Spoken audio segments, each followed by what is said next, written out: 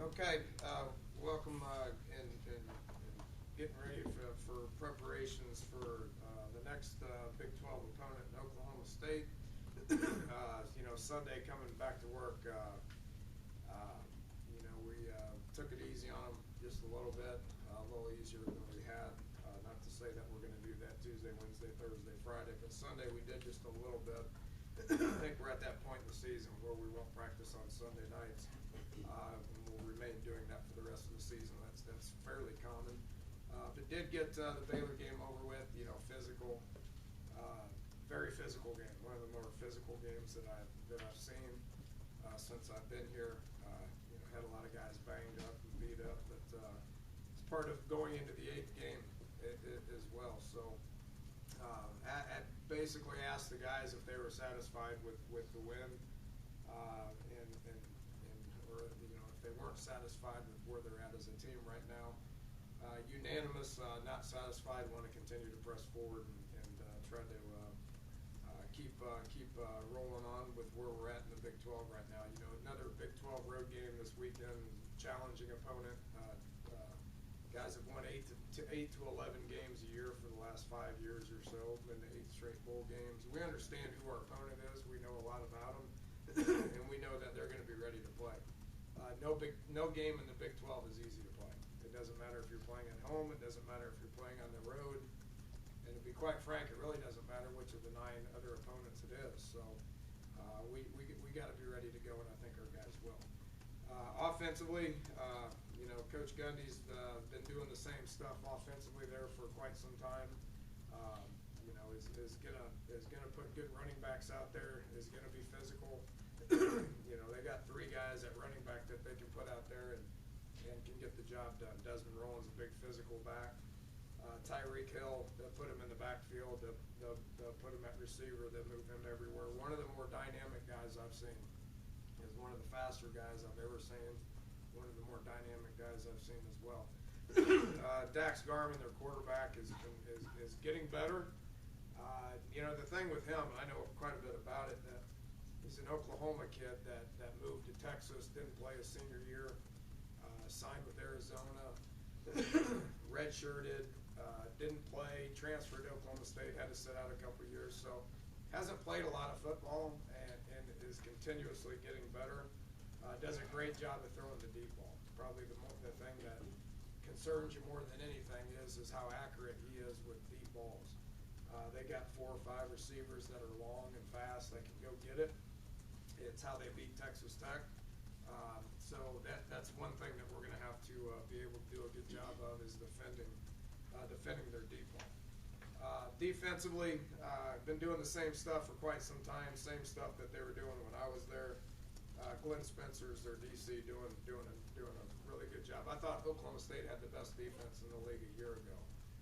They've been hard to run the ball on. They're hard to run the ball on this year.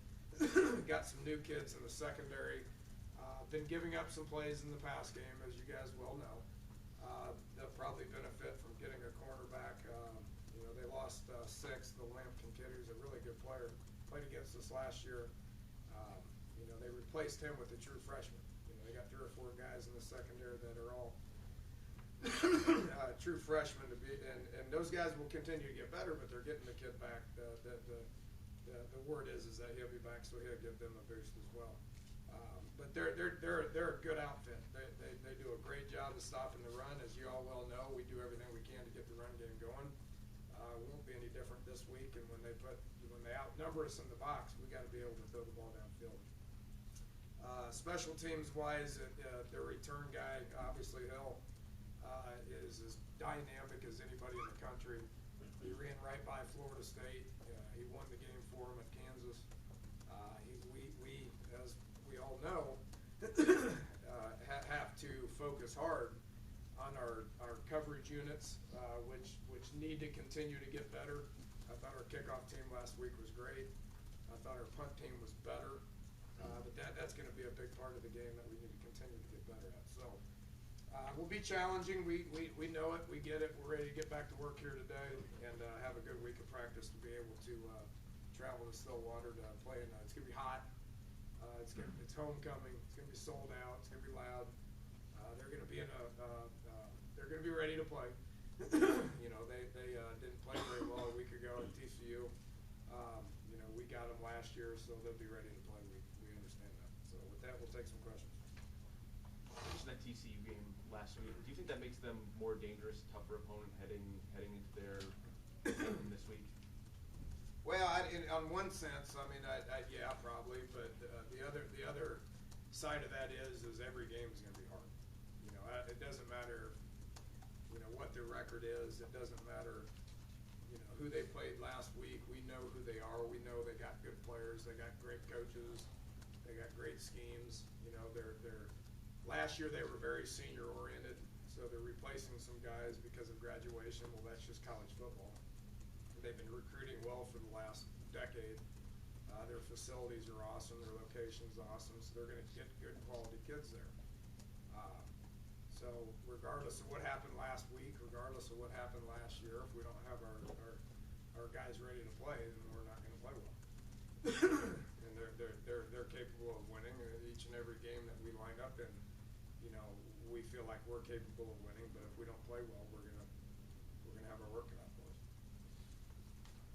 And Coach takes something from every stop along the way. What did you take out of your year at Oklahoma State and working with Gundy?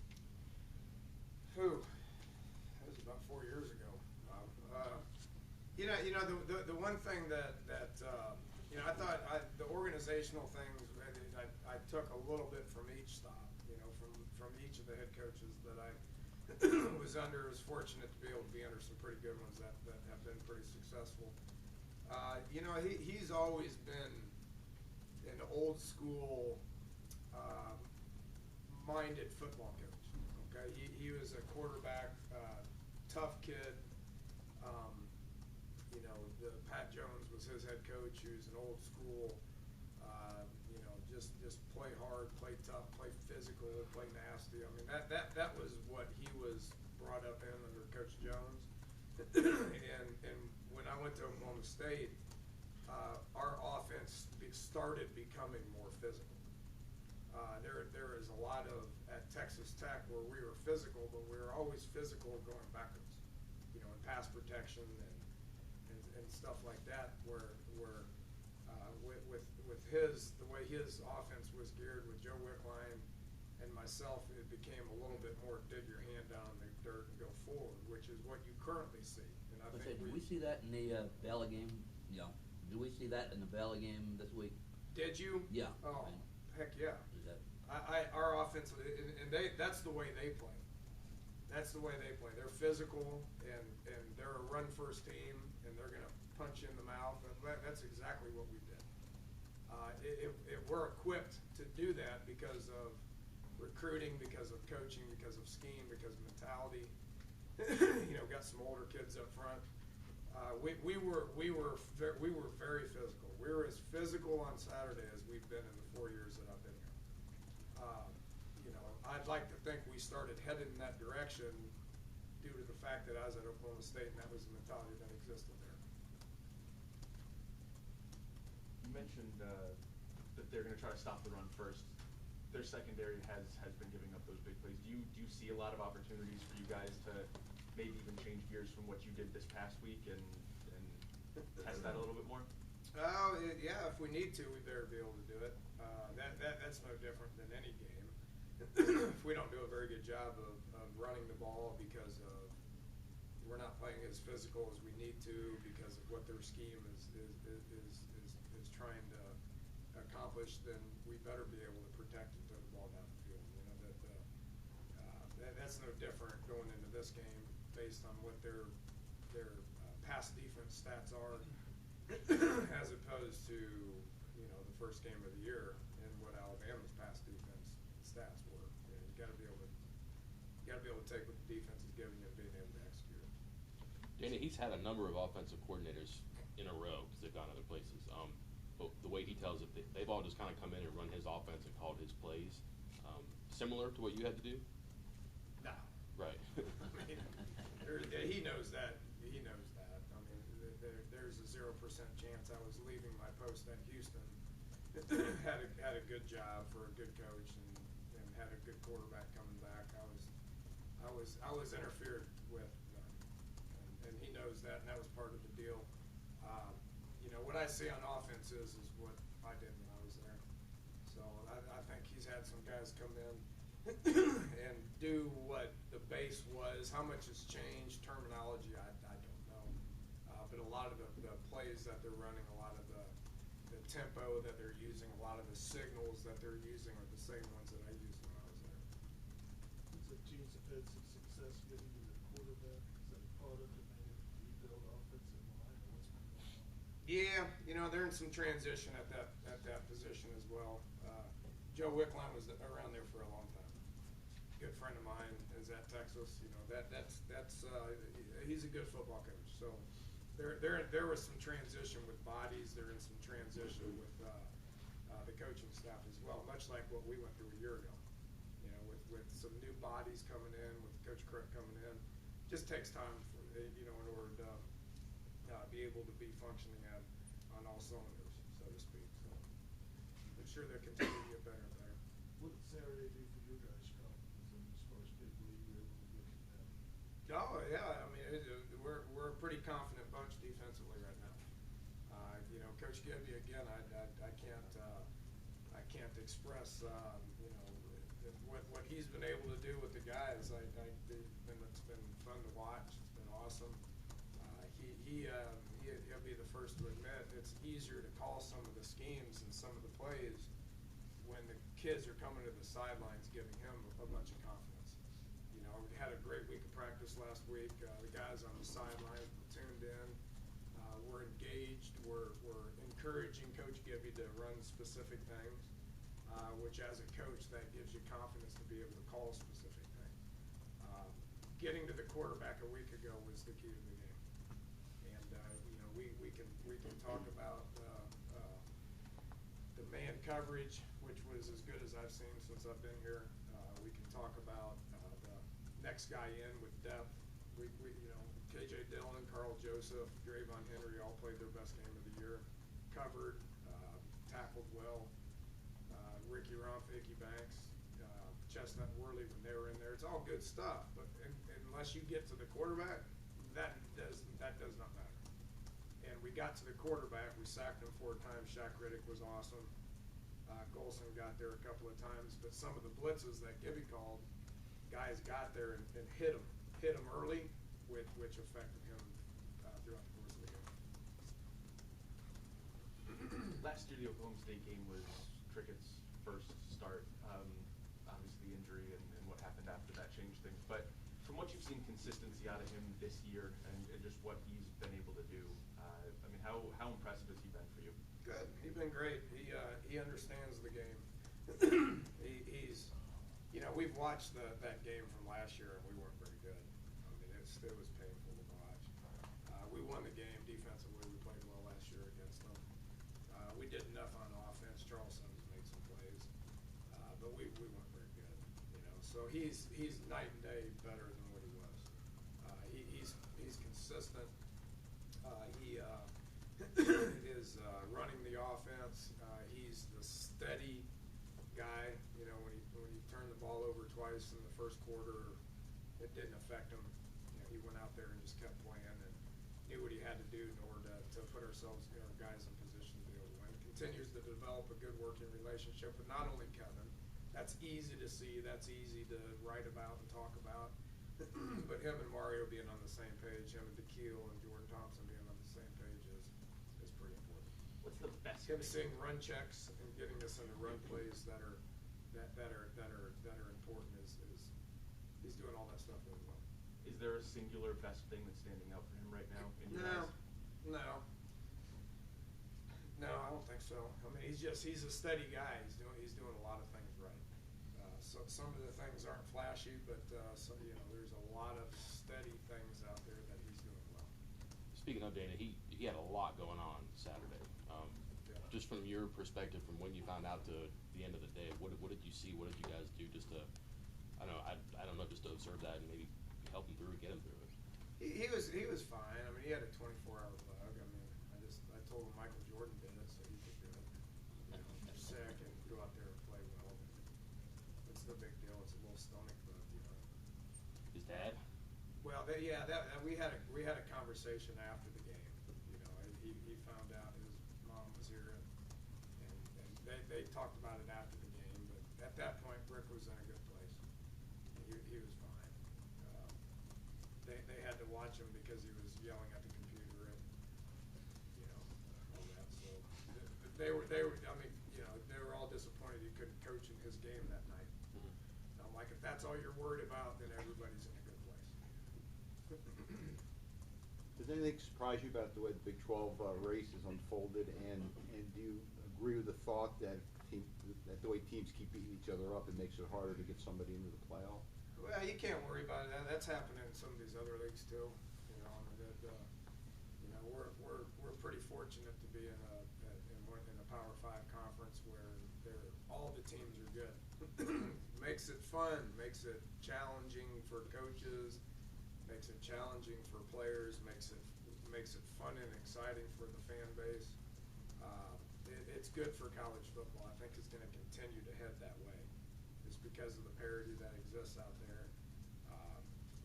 What it looks like now, I doubt it looks like that at the end of the year. As far as what the rankings are and the teams that are projected to be entering. I can't worry about any of that. We're not going to worry about where we're at in the standings. We're not going to worry about where we're at in rankings. All we're worried about is preparing for Oklahoma State and trying to be in a good spot at the end of the week. The goal is on Saturday after the game to be in a good place. That's all we can worry about right now. That's all we can control, and that's all we're going to worry about. And that's a huge win for your team against Baylor, and you can see it in the excitement of the players after the game, your players and so forth. Does the coaching staff have to do anything this week to really refocus the team back to Oklahoma State to come away from that big victory? Well, that's our job. That's our job.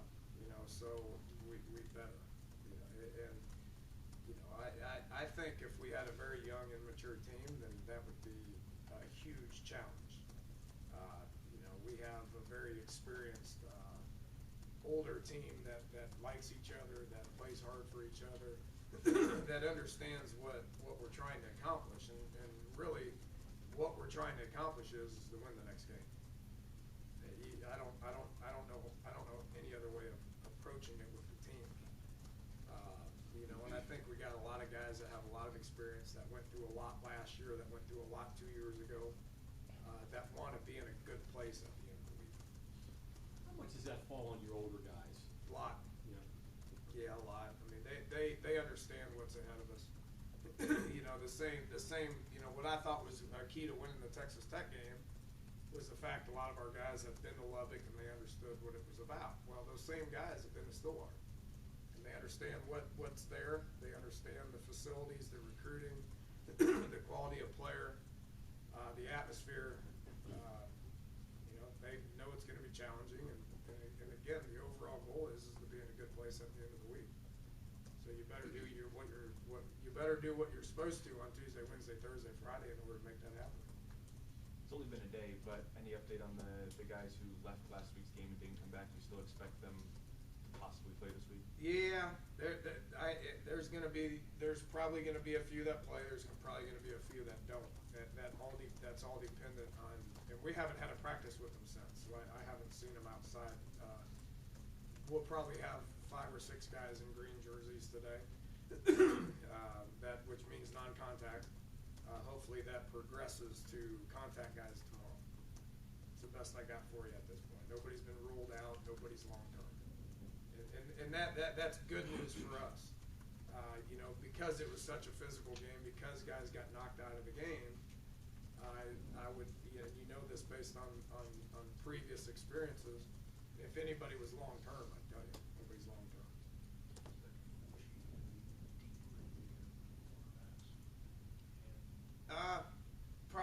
Maybe, the only, Nana got some snaps a week ago and will continue to get some snaps.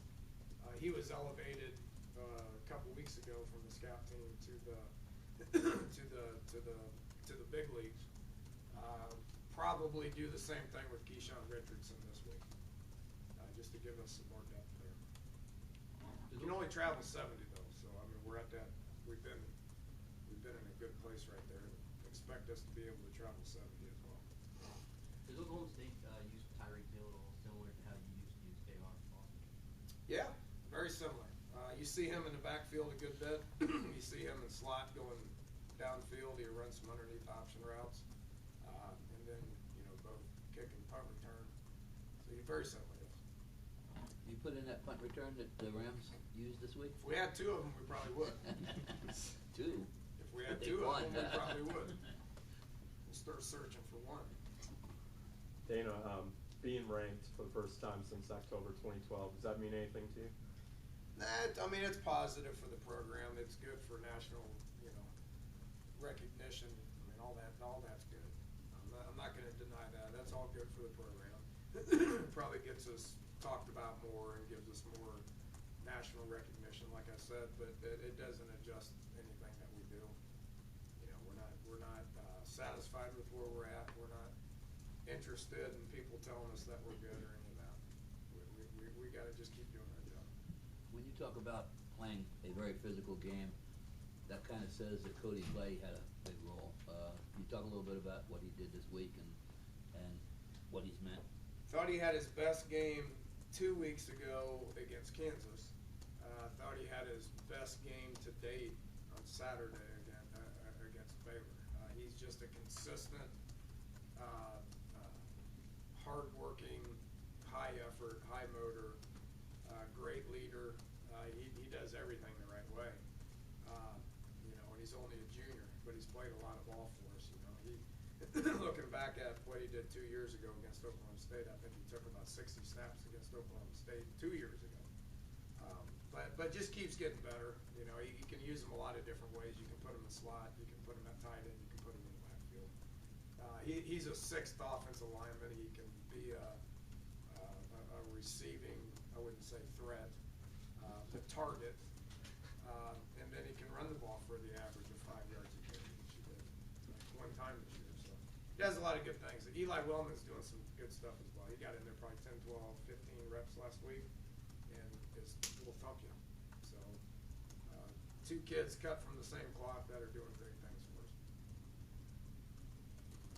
Okay, thanks, Coach. All right, thank you. Thank you.